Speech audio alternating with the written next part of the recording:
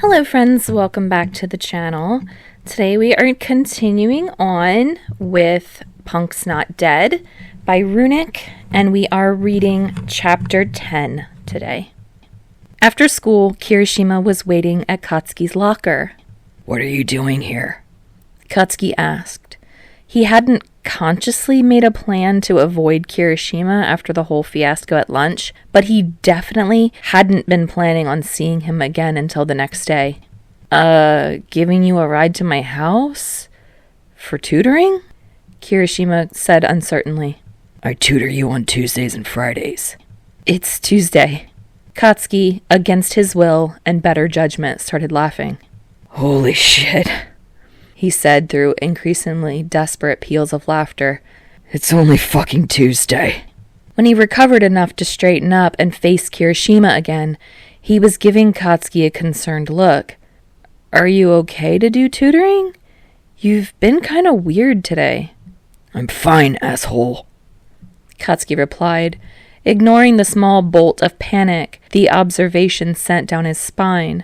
He'd gotten off fairly easy on Monday, since he'd barely had to see Kirishima, but he'd have to be more careful around him if he was starting to pick up on some of Katsuki's slips. He opened his locker, then realized he didn't actually have anything to get out of it, since his bag was still at home, and shut it again. "Dude, where's your bag?" "None of your business," Katsuki snapped reflexively. It wasn't really fair, since he'd have questions if someone showed up to school with no bag 2 days in a row, but he didn't want Kirishima to know any more than absolute bare minimum about how yesterday had gone. Damn self-sacrificial asshole probably would blame himself. "I mean, it kind of is if you don't have any of your notes with you," Kirishima said, tone light. "You have your own notes." "And you spent all of last time criticizing them." Katsuki raised his eyebrows at him. "Which means they'll be better this time, or you've been wasting my fucking time." "All right, point," Kirishima said, grinning. "Are you staying for dinner again?" Katsuki should probably say no. The longer he avoided going home, the worse it was going to be when he inevitably did. And even if that wasn't the case, getting too comfortable at Kirishima's was the last thing he needed right now.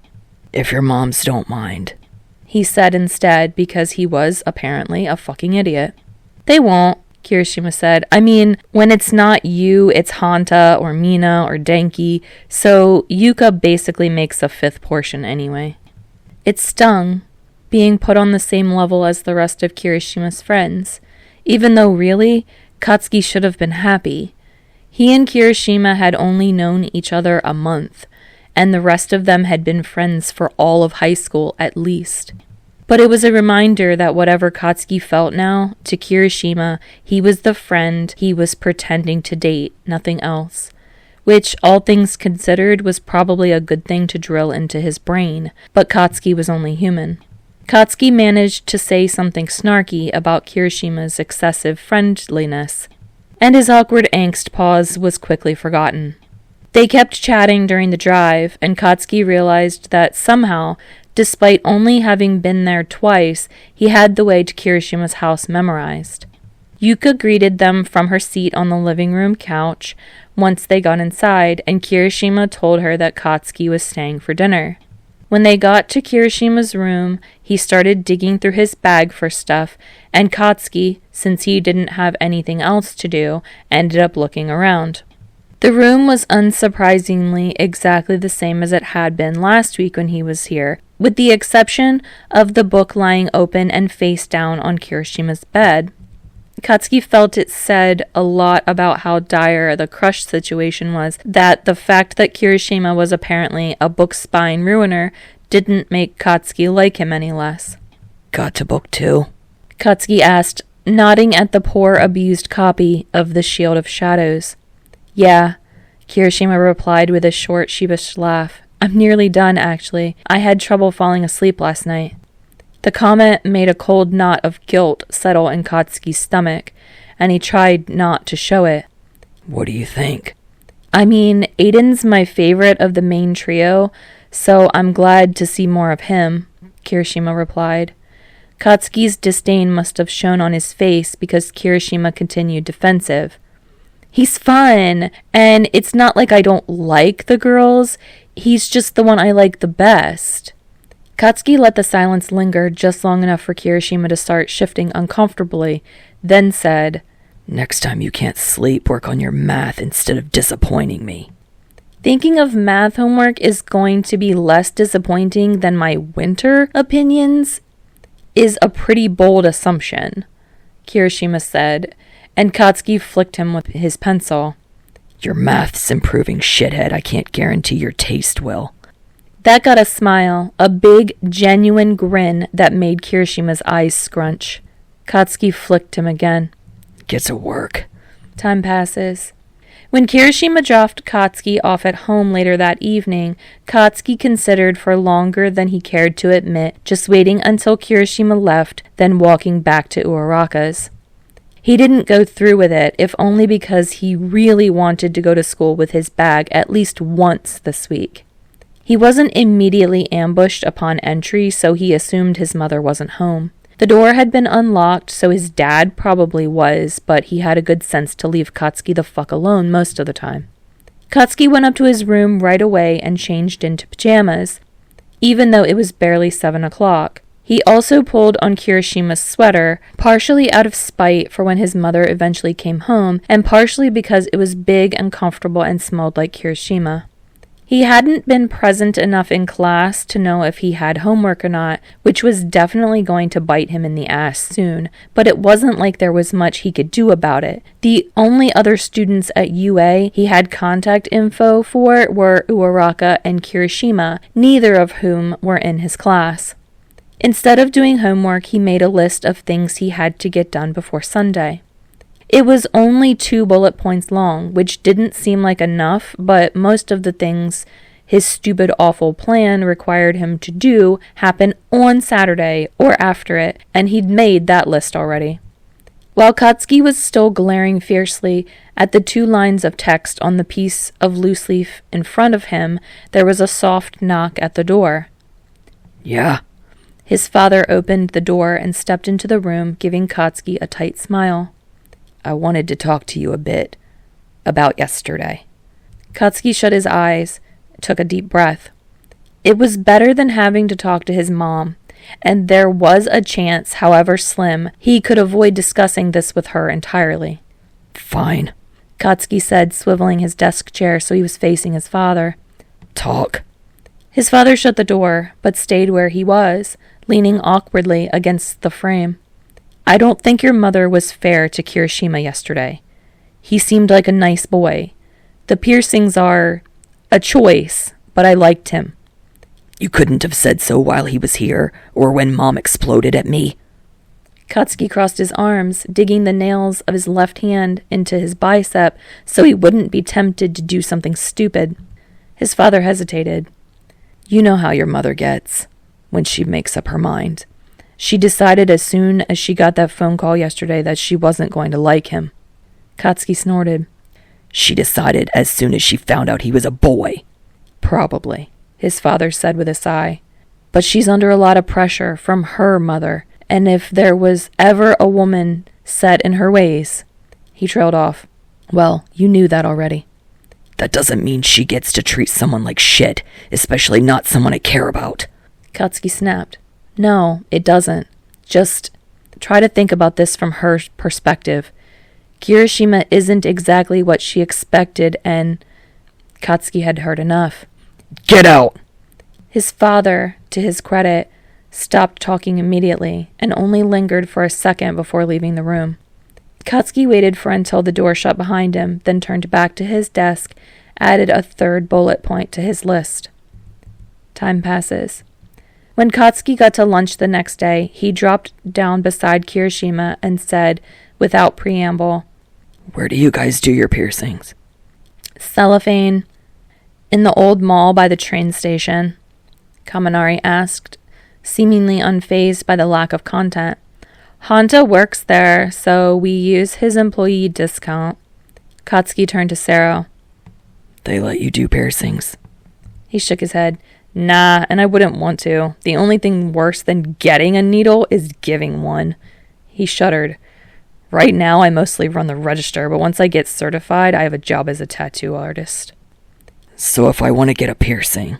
Katsuki was cut off when Kirishima started loudly choking on his lunch. Katsuki hit him on the back a few times until he stopped coughing and waved Katsuki off. I'm good, Kirishima insisted, even though he was still pretty red. Chew your fucking food, Katsuki admonished, clipping him lightly on the back of the head. Not sure that was the problem, Kaminari said, and Sero started snickering. Kirishima nudged him with his foot and hissed out a, "Shut up!" You can be thirsty for your own boyfriend, eh? Ashido said, and Katsuki mentally revoked her status as his second favorite. Is anyone gonna answer my fucking question? He demanded, trying to derail the conversation before it got too out of hand. I don't think you got to finish it, Sero pointed out. Would cellophane be a good place to get a piercing? Hell yeah! Ashido said excitedly. We can take it tomorrow after school. I didn't ask you to fucking escort me. Too late, Kaminari interrupted. Eiji's driving. Eiji's working, Kirishima said apologetically. I'll be with you in spirit. Fine, Bakugou, bring your train pass. I never agreed to this. Kirishima patted him on the shoulder. Too late now, dude. They're relentless, Sero agreed, nodding sympathetically. Despite Katsuki's continued insistence that they weren't fucking coming, by the end of lunch, plans had been finalized to get him, Sero, Kaminari, and Ashido to cellophane tattoos and piercings after school the next day. Katsuki was loath to admit, but he was kind of glad he wasn't going alone, if only because between them, this group had basically every facial piercing there was, and if he was going to get through this without getting ripped off or losing a facial feature to infection, they were good allies. Time passes. I'm so excited! Ashido said as they were boarding the train the next day, bouncing on the balls of her feet. We haven't had a first time since Hanta in first year. Sero wrinkled his nose at her. Don't phrase it like that. Hey, you're the one who went there. So, what are you thinking about getting? Kaminari asked, ignoring the continued bickering between the other two. Katsuki shrugged. I don't really care. I just want something noticeable. I mean, that's basically every piercing, Sero said, having apparently abandoned his argument with Ashido. Ashido snapped her fingers and pointed at him, somehow still bouncing, even now that she was seated. Ooh, you should do the squad eyebrow piercing. For half a second, Katsuki was tempted. An eyebrow piercing would definitely earn the desired apoplectic fit of rage. But next week this was all over, and it would be a reminder of everything he couldn't fucking have anymore, even more so than any other piercing. Of course, he couldn't say that, so he played it off. Not a fucking chance. I'm not matching with any of you assholes. Sero took it in stride and hummed thoughtfully. Well, you've never gotten anything pierced before, right? Nope. Then you should probably start with your earlobes then. Fast healing time and pretty chill place to start, Kaminari suggested. Even Sero No Needles Hanta has his done. Ashido turned Sero's head towards Katsuki and tapped the ear closest to him for emphasis. Sero did, in fact, have his lobes done. He also had a piercing higher up on his ear, a bar through both sides that cut across the shell. What's that one? He asked, pointing at it. Industrial barbell, Kaminari answered, gesturing at his similar one. They take a long-ass time to heal, but they look pretty badass. I'll get that, Katsuki said decisively. You sure? It might look kind of weird without your lobes done, Ashido said. Katsuki shrugged. I'll do all of them then. That might not be the best idea, Sero said. They'll be sore for a while, especially if you aren't used to it. I'm doing it. Sero shrugged and backed off. Your ears.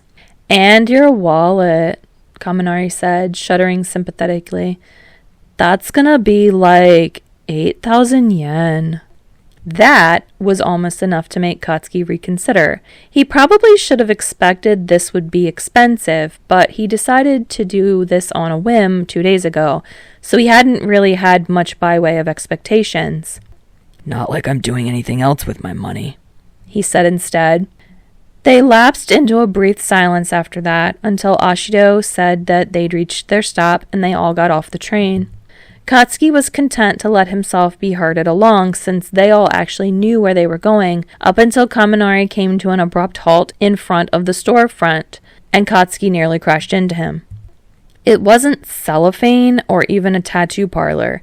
In fact, it looked like a record store. Not this again, Sero groaned. Hey, come on, Kaminari protested. He's on shift, and it's not like Bakugou really needs all of us here.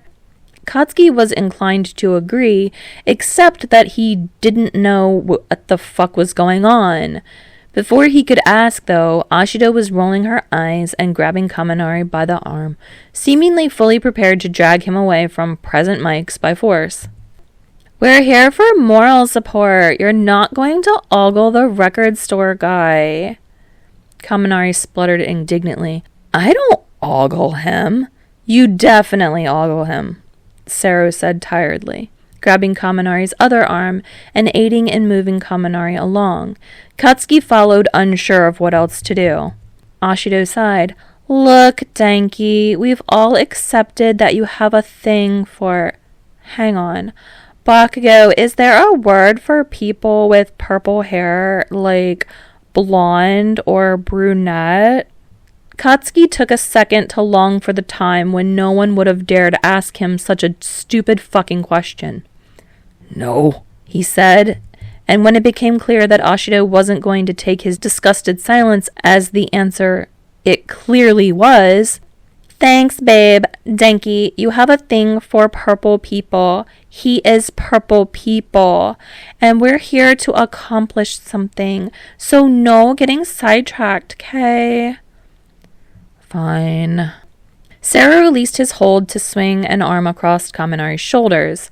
We'll go look at pretentious indie music with you this weekend, and you can get some ogling in. That seemed to appease Kaminari, somehow, and before long Katsuki was sitting in a plastic chair in front of the counter at Cellophane, listening to Kaminari and Ashido chatting to each other about some show Katsuki didn't watch while Sero was in the back talking to one of his coworkers. Katsuki took out his phone to check the time. It was a bit past 4, and he had 2 texts from Kirishima. Shitty hair, 4:01. Okay, so I know you're at the mall with the squad, so you don't have to answer. Shitty hair, 4:01. But I got to the kiss in book 3. Me, 4:05. And? Shitty hair, 4:05. You and Toshi were right. It was stupid. Me, 4:06. Damn fucking right it was. Shitty hair, 4:06. Oh shit, that reminds me. Shitty hair, 4:06. I think Stella should be allowed to swear. Shitty hair, 4:06. Like at least one solid F-bomb. Me, 4:07. Finally, one of your opinions on Winter the Nameless that I agree with. Shitty hair, 4:07. First of all, shitty hair, 4:07. Rude. Shitty hair, 4:08. Second of all, shitty hair, 4:08. We just agreed the kiss was stupid. Shitty hair, 4:08. So there. Me, 4:09. Fine, one of 2 opinions I agree with. Shitty hair, 4:09. Ha, got him. Shitty hair, 4:09. Also, when did this series come out?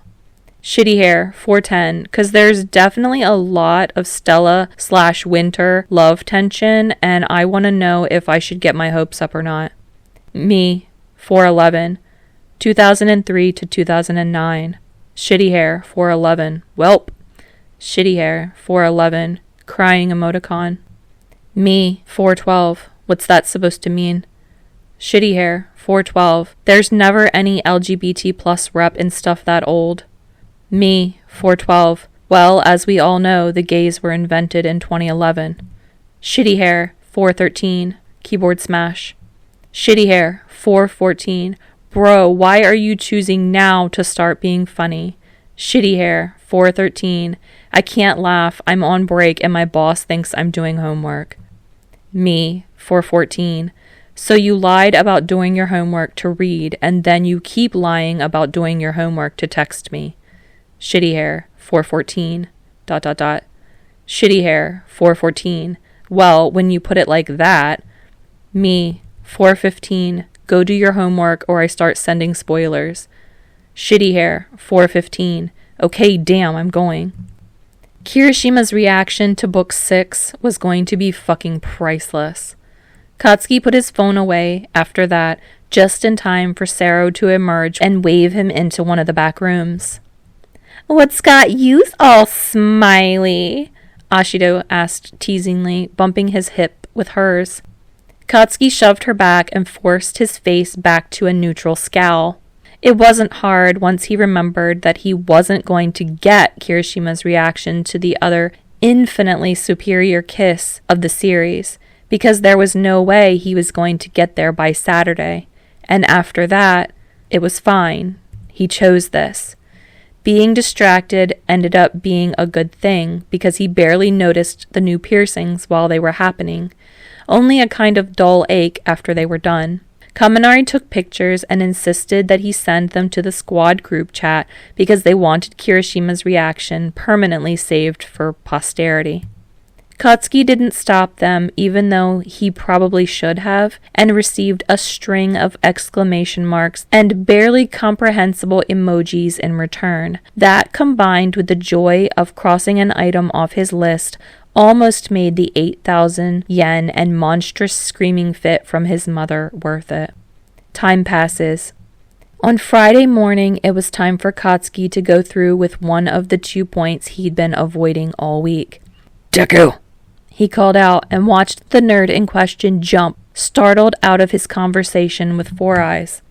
Deku opened his mouth, probably to ask why Katsuki was talking to him, and while that was reasonable because this certainly wasn't standard fare for them, the last thing he wanted was to have this conversation in front of other people. Meet me in the hallway, he said, turning on his heel and marching out the door. Now he just had to hope that Deku's curiosity outweighed his self-preservation instincts. Based on what Katsuki knew, he didn't have too much to worry about.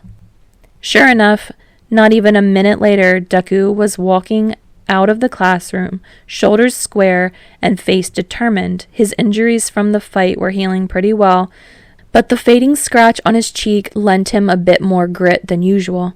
"What's up, Kachan?" For a moment, Katsuki hesitated. He didn't want to have this conversation. It was why he'd been putting it off since the idea had occurred to him. But his options were this or leave Kirishima without anyone to tutor him, and there was no way Katsuki was doing that to him. So he told Deku everything. About his mom, his deal with Kirishima, and the fact that he'd been tutoring Kirishima for the past week or so, and he needed someone to take over. "I have some questions," Deku said when Katsuki stopped talking. Katsuki had figured that would be the case. Fucking ask them then. Why me? You don't like me. You're smart, Katsuki said, even though it pained him to do so. And Uraraka told me you help her with her work sometimes, so I know you know what you're doing. Deku nodded, apparently accepting that answer. Katsuki thought for a single naive second that he was done, home free. "You do know that people can stay friends after they break up, right?" Deku asked, shattering any hope that Katsuki had of a clean, quick escape. "Yeah." Katsuki replied uneasily. He had a feeling he knew where this was going. "Why do you need me to take over then? I mean, you were willing to start tutoring in the first place, and you got mad when he got hurt on Monday, so you obviously don't hate him, and I know he and Uraraka get along, so you wouldn't have to pick one or the other, so..." "Oh." Deku's eyes widened in realization, and Katsuki shut his eyes and clenched his jaw. Observant little shit. "Have you..." Deku started, and Katsuki shook his head. "No point." "But..." "Don't," Katsuki said, injecting as much finality as he could into the word. Just, will you do it? Yeah, I will. Deku tore a piece of paper out of his notebook and scribbled something on it. My phone number. Katsuki took the scrap and shoved it in his pocket. Thanks. Deku looked surprised for a second, then beamed at Katsuki. Katsuki realized it was probably the first time he'd ever thanked Deku for anything. Luckily, before either of them could say anything, the warning bell rang and they both headed back into their class and went to their respective desks.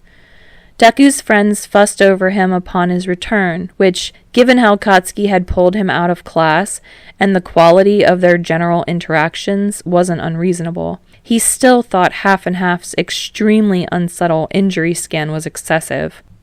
Katsuki turned around to look at the front of class and pulled the list out of its place in his homework folder and crossed out one of the 2 remaining items. Alright friends, thank you so much for joining me for chapter 10. We have 2 left to go. I am so excited to finish this series up with you. I really hope that you guys have been enjoying it. I just love this so much, and I'm so glad to be able to share this and make runic's fic more accessible to people. And, I don't always do this, but I definitely think, you should click on the link in the description, go over, give some kudos and comments to the original author. I'll probably be saying this again in 2 videos when we do the last one and like the full wrap up. But yeah, I definitely love this fic, and if you've been enjoying it so far, make sure to head over there and give runic some love. And if you feel like giving some love to this video as well, it's always appreciated. Alright, so that I hope that I will see you guys in that next video, and if I do, see you next time. Got to book 2. Katsuki. Got to book 2. Got to book 2. Oh my god, I cannot do my Katsuki today, oh god. Got to book 2. It just doesn't sound like him today. It's struggling. Got to book 2. Got to book 2. I think the word 2 just sounds weird.